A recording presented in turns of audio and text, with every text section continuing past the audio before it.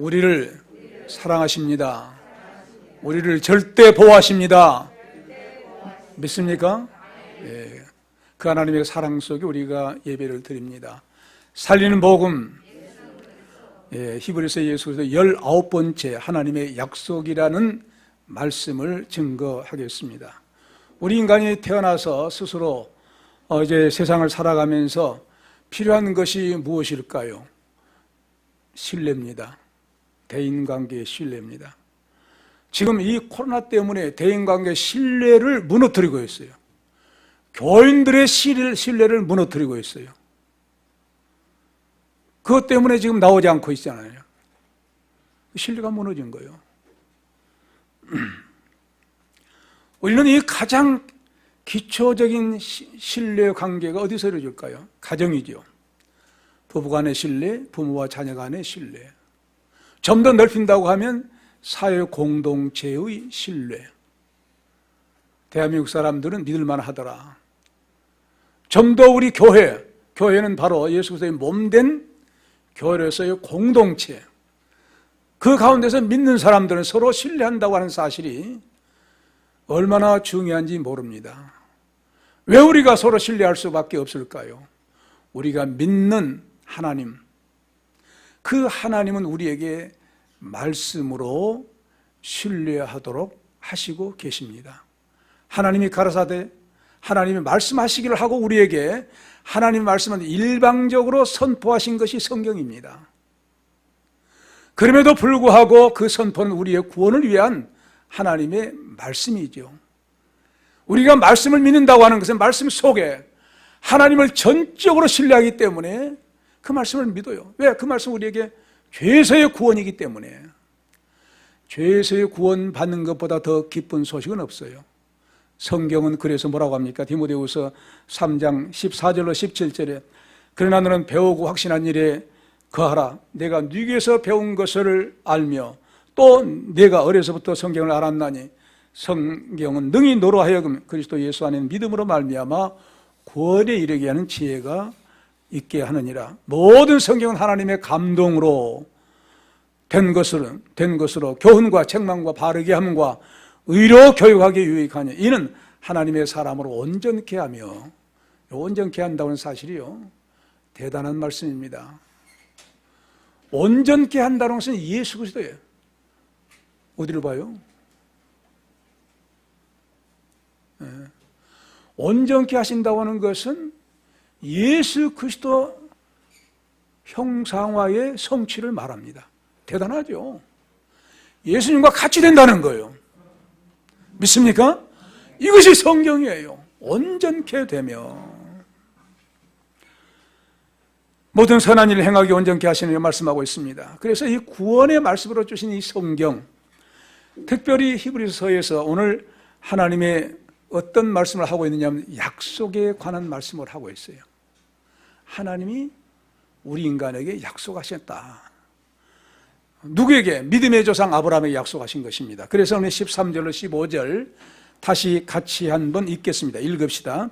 하나님이 아브라함에게 약속하실 때에 가르쳐 맹세할 자가 자기보다 더 큰 이가 없으므로 자기를 가르쳐 맹세하여 가라사대 내가 반드시 너를 복주고 복주며 너를 번성케 하고 번성케 하리라 하셨더니 저가 이같이 오래 참아 약속을 받았느니라. 아멘. 예. 우리의 조상, 믿음의 조상 이 아브라함은 갈대아 우르에서 하나님께서 부르신 거예요. 창세기 12장 1절로 3절이죠. 왜 부르셨냐면 그 아버지가 갈대아 우르에서 달을 신으로 섬겼던 거예요. 달을 신으로 섬겼으니까 우상의 가정이에요. 우리가 전에 우상의 가문에서 우리 조상들이 믿어 살았던 것처럼 똑같았어요. 그런 우상의 가문에서 아브라함을 부르셨으니까 바로 어떻게 아브라함은 어떤 사람을 부르셨느냐? 종교 개혁자로 부르신 거예요.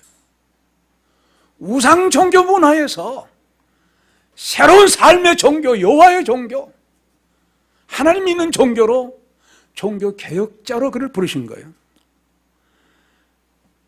우상 종교는요, 함의 손자 니무롯 때문에 출발합니다.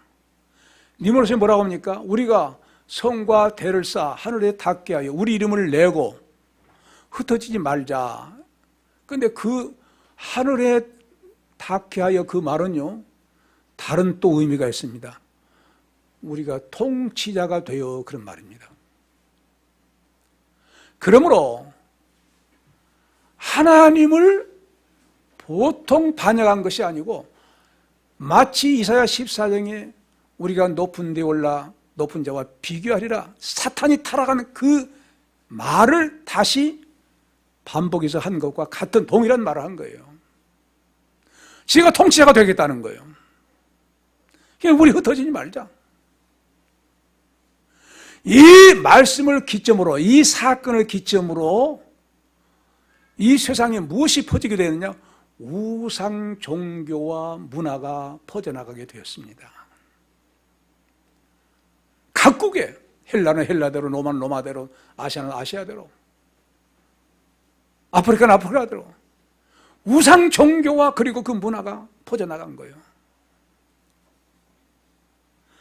그래서 그로 말미암아 니무롯이, 그가 죽은 다음에는 그 부인과 그 부인이 그 아들과 니무롯 남편 모두가 신격화 시킨 거예요. 신이 돼버린 거예요. 그 문화가 어디까지 간 줄 아세요? 캐톨릭의 마리아 숭배까지 이어져가요. 마리아 숭배가 거기서 나온 거예요. 그러니 이 우상 문화가 당대에 퍼졌는데, 그 퍼진 그 우상 문화 속에 누가 걸려든 거예요? 아브라함의 아버지 데라. 자기 나름대로 그 우상이 퍼져. 그 지역의 우상 달을 신으로 섬긴 거예요. 그러므로 그런 가운데서 아브라함을 하나님께서 부르셨다고 하는 것은 당대의 종교 개혁자로 부르신 거예요. 마르틴 루터가 종교개혁하기 이전에 이미 성경은 아브라함을 종교개혁자로 부른 거예요. 그래서 그 떠나서 하나님을 섬기기 위해서 이제 옮긴 거죠. 이렇게도 막중한 사명을 받은 아브라함에게 뭘 언약합니까? 구원의 언약을 해요. 가장 중요한 구원의 언약을 해요. 부르심을 받은 아브라함에게 하나님께서 약속을 하십니다. 약속하실 때에 맹세를 한 거예요. 하나님이 아브라함에게 맹세를 해요. 그냥 약속으로 끝나지 않고 맹세한다 하고 맹세를 한 거예요. 이 맹세라고 하는 것은요, 은혜의 맹세로 그 효력은 영원히 지속되는 것을 의미합니다. 하나님의 말씀하신 것은 변치 않으니까, 시건하신 분이 아니니까, 어제나 오늘나 동일하신 하나님이시니까 그 언약과 맹세는 영원해요. 그런데 바로 이 귀한 복을, 이제 아브라함에게 이 축복은 그 복, 자손들이 복을 받겠다는 이 복은 이스라엘 민족을 통해서 내려오죠. 그러나 육적인 이스라엘 민족을 위한 것만은 아닙니다. 영적인 이스라엘. 그렇다고 하면 이스라엘 민족뿐만 아니라 이스라엘 민족 가운데서 하나님을 잘 섬기는 사람, 그리고 오늘날 신약시대에 우리가 이 아브라함의 하나님, 이삭의 하나님, 야곱의 하나님, 그 하나님을 믿고 있는 이상, 그 언약의 하나님의 말씀 믿고 있는 이상, 아브라함에게 약속하고 맹세한 그 복이 오늘날 우리들에게도 받아서 하나님을 섬기고 있는 줄로 믿습니다. 놀라운 사건이에요. 이스라엘 민족이라 할지라도 육적 이스라엘 하나님을 섬기지 않으면 통과해버려요. 그들이 예수 그리스도를 믿고 활발히 하나님을 섬긴다고 하면 그들을 복 주시고 그들을 통해서 우리에게 복음이 전달되었으니까 얼마나 우리는 복음의 종주국이 이스라엘 잊지 않고 그 나라와 민족을 위해서 기도해. 왜? 너를 축복하는 자는 내가 축복하고 너를 저주하는 자는 저주한다고 했으니까 이스라엘 민족 항상 품고 기도해야 됩니다. 왜? 우리가 복을 받기 위해서. 그들도 복을 받고 우리도 복을 받고, 구원의 복. 이렇게 하나님께서는 복을 주신다고 약속했는데 그 약속이 내 자손이 번성하고 번성하리라고 그렇게 말씀을 하신 거예요. 창세기 22장 17절을 인용해서 히브리서 기자가 이런 말씀을 하신 겁니다. 그 약속대로 누가 오셨느냐? 예수 그리스도예요. 예수님이 우리에게 구세주로 오셔서 우리에게 이 말씀이 성취된 것입니다. 또한 내가 너를 번성하고 번성케 하리라. 이 약속은 아브라함이 그랬잖아요. 내가 하늘 보느냐? 봅니다. 뭐가 있느냐? 별이 많습니다. 네 자손이 저 별과 같이 바다의 모래와 같이 많게 되리라고 복을 선언해 주신 거예요. 아브라함의 후손인 이스라엘 백성을 통해서 오늘날 우리들이 영적 이스라엘 민족의 자손이 된 거예요. 예수 그리스도를 믿으면 우리가 영적으로 이스라엘 민족이 되어버린 겁니다. 믿습니까? 이스라엘 민족의 전통을 우리가 받아들인 거예요. 그러므로 이 말씀은요, 구약 시대를 통해서 신약 교회를 통해서 지금도, 과거에도 이루어졌고 지금도 이루어지고 있고 앞으로도 이루어져 나갈 겁니다. 언제까지? 주님 오실 때까지. 그래서 하나님 나라가 확장되어서 복받는 사람들이 이미 어떤 언약 때문에 복을 받느냐? 아브라함에게 말씀하시고 맹세하신 그 말씀이 이루어져서 복을 받게 되는데, 지금 우리는 이 말씀이 유대인 이스라엘 백성들로부터서 초대교회를 통해서 오늘날 우리에게까지, 성사를 통해서 복음 전달받은 우리에게까지 이 복을 받고 있는 중입니다. 맹세를 통해서 보증하신 하나님의 약속입니다. 16절, 17절 같이 다시 한번 읽겠습니다. 읽읍시다. 16절부터 17절 읽읍시다. 사람들은 자기보다 더 큰 자를 가리켜 맹세하나니 맹세는 저희 모든 다투는 일의 최후 확정이니라. 하나님은 약속을 기업으로 받는 자들에게 그 뜻이 변치 아니함을 충분히 나타내시려고 그 일에 맹세로 보증하셨나니, 이런 말씀을 하고 있어요.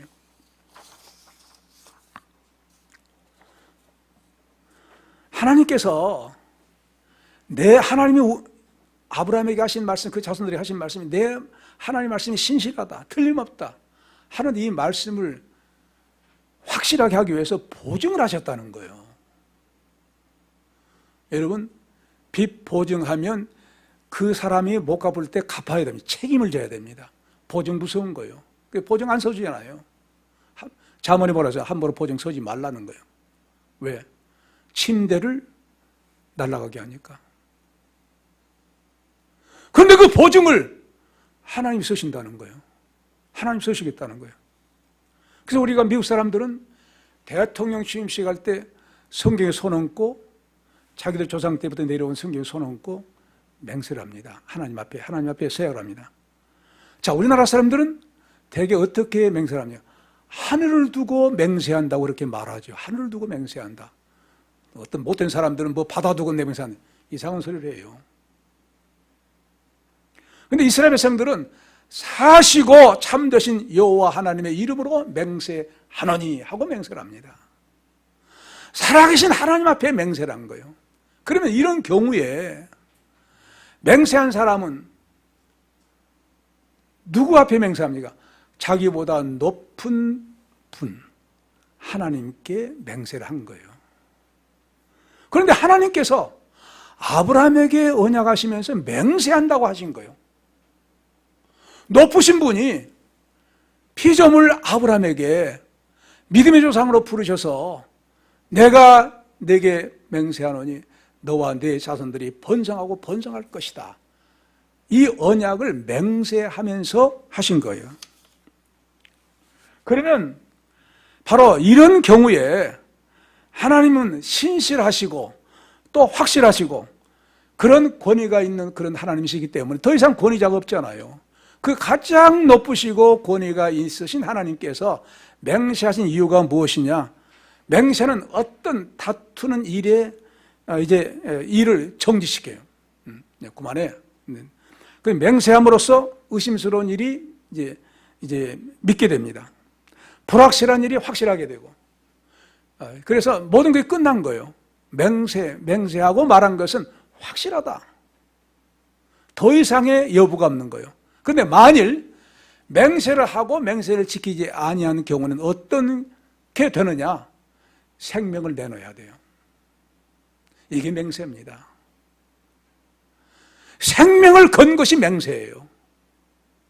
근데 하나님께서 하나님이 맹세를 한 거예요.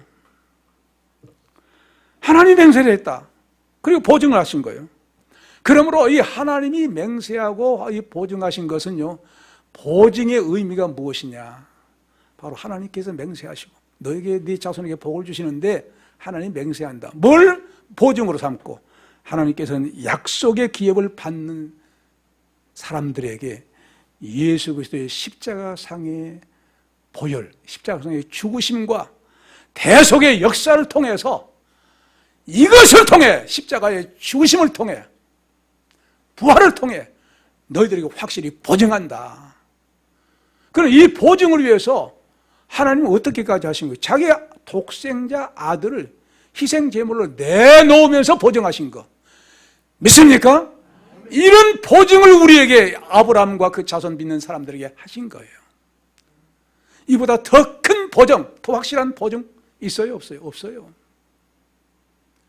예수님의 생명, 자기 독생자 예수를 내 세상에 십자가에 내놓으면서 죽이면서까지 이거 확실하게 너희를 구원해 주신 보증이다. 더 이상은 없어.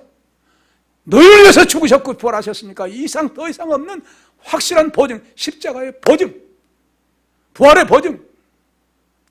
이 구속의 사건 통해서 우리에게 보증을 하신 것을 바로 아브라함에게 약속하셨는데, 그러므로 하나님께서는 아브라함이 뭘 담보로 하셨느냐? 자기 아들을 담보로 하신 거예요. 이보다 더 큰 보증이 어디 있겠어요? 하나님은 거짓말하신 분이 아니시잖아요. 확실합니다. 그래서 거짓말할 수 없는 하나님이라는 사실을 18절로 20절 같이 읽겠습니다. 읽읍시다.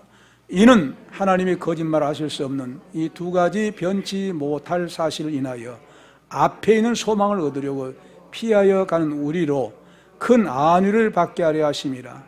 우리가 이 소망이 있는 것은 영혼의 닷 같아서 튼튼하고 견고하여 휘장 안에 들어가니, 그리로 앞서 가신 예수께서 멜기세덱의 반차를 좇아 영원히 대장이 되어 우리를 위하여 돌아 들어가셨느니라. 아멘.